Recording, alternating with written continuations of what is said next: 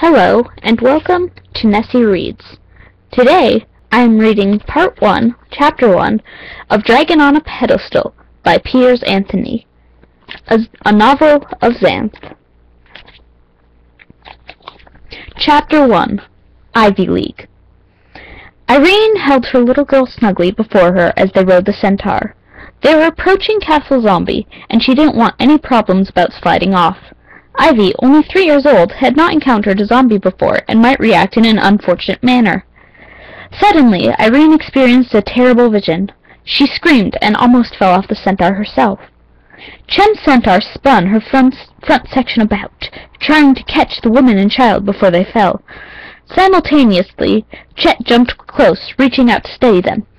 "What happened?" he asked, his free hand reaching for the bow slung over his shoulder. "I didn't see anything."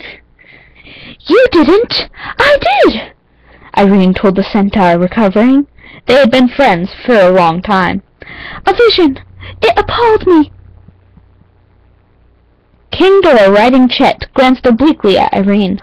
He evidently did not know how serious this might be, so he limited his comment to practicalities. "Let's get on inside the castle, then you can tell us about it." He didn't say so, but he might have been nervous about having his daughter riding with a person who screamed without apparent reason, so he reached across and lifted Ivy from Irene's arms. Irene stifled a flash of anger and embarrassment, but did not resist the transfer. She could hardly explain her reaction herself. They rode on slightly in awkward silence, the two centaurs choosing the path. Irene glanced at her husband and child. Dor had been young and gangling when she had agreed to become engaged to him, and still somewhat unprepossessing when she had finally managed to marry him 5 years ago, even when he was a full magician.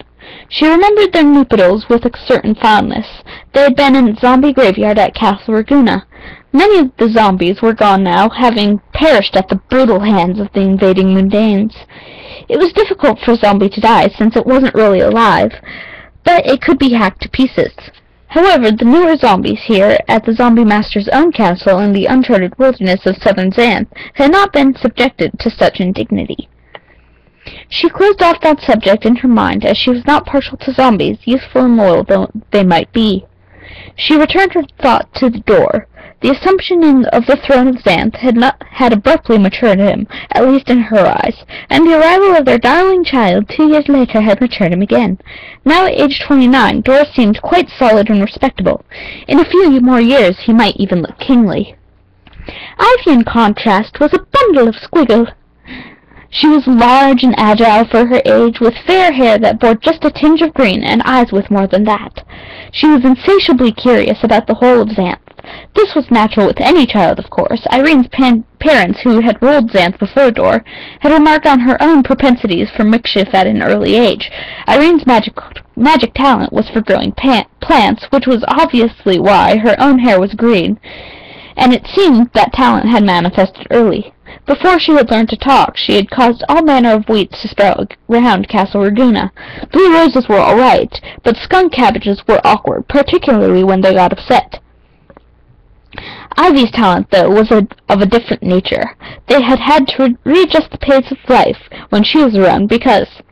Hush! It was a zombie centaur guarding the approach to the castle of the Zombie Master. Zombies came in all varieties. Most were or had once been human, but some were animal or crossbreed. The Zombie Master could reanimate any dead creature, giving it perpetual half-life. This one's hide was mottled with mold, and its face was rotting out, but otherwise it was in fair condition. "We are here for the twins' debut," King Dor said, just as if he were addressing a living creature. "Please let us pass." "Sure," the zombie said. Evidently it had been told to be accommodating for this very special occasion. Zombies had rotten brains, but could comprehend and remember simple instructions. They moved on toward the castle. It was a truly grotesque specimen of its kind. It had a moat filled with thick, greenish sludge, populated by corrupt monsters. Its stones were degenerating slimestone. It looked centuries old, though it had been built less than a decade ago. That was the way the zombies liked it. They had made it, and their ichor stained every surface. The Zombie Master's twin children were alert. Both hurried out to meet the incoming party. They were just 16, lanky and fair-haired, about the same height, and almost identical from a distance. But as they approached, their distinctions manifested. Hiatus was male, with developing shoulders and the first traces of beard. Lacuna was female, her hair framing around her face, and her clothing arranged to set off contours that were evidently not entirely to her satisfaction. Irene smiled to herself.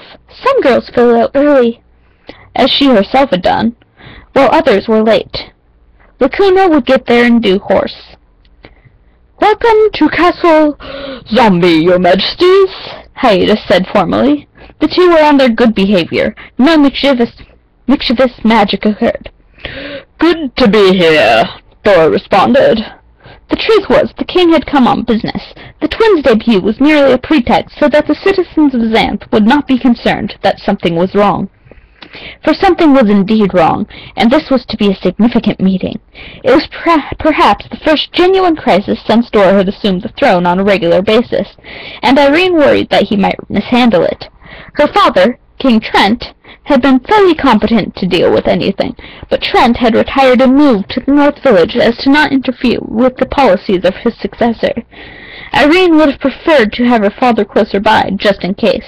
She loved Dor. She always had, especially when she was furious with him, but she knew he was not the man her father was. Of course, she never displayed that sentiment in public. Her mother Iris had long since impressed on her that it was not poetic to be too open about the inadequacies of men, particularly husbands, especially those who also happened to be kings. It was better to run things behind the scenes the old-fashioned way. That was where the real power was. We cleaned up the zombies for you," Lacuna said shyly. Irene glanced at the zombie centaur, which had followed after them as a kind of honor guard. Gobbets of decayed flesh fell from its body as it moved and plopped stickingly to the ground. But the creature had a bright red ribbon in its tail. "We can see that," she said diplomatically. "That's very nice of you." Zombies did take some getting used to, but they were, in their putrescent fashion, decent folk. It was hardly their fault that they had died and been reanimated as walking dead. They crossed the moat, using the warped wooden drawbridge. Irene couldn't help but glancing down into the green fluid coated by slime and wrinkling her nose against the terrible smell. No enemy in his right mind would storm this sewer. A zombie water monster lifted its largely defunct head, but that did not bother them. It was used to the frequent passages of the lively twins. Such a creature would not be very good for real defense because it had lost most of its teeth. But naturally it would not be polite for a visitor to remark on that. Zombie monsters, like husbands, required careful management. The interior of the castle was quite different, for this was where Millie the ghost held sway. The stone floor was clean, and pleasant draperies coated the walls. The zombie centaur did not go inside, and no other zombies were in evidence. Millie stepped forward to greet them.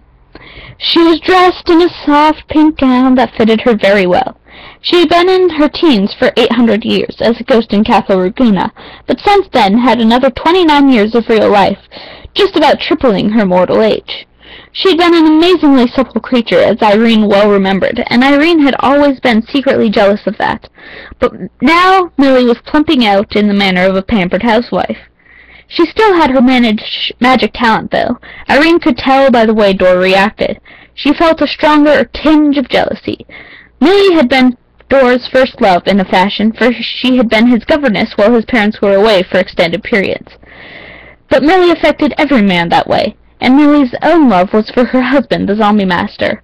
So Irene's jealousy was mainly a perfunctory thing, and she controlled it rigorously. She had come to know Millie better in adult life, and liked her personally. Millie was really very sweet and permanently innocent. How she managed to be that, so after bearing and raising 2 children was a minor mystery, and Irene was also a bit jealous of that.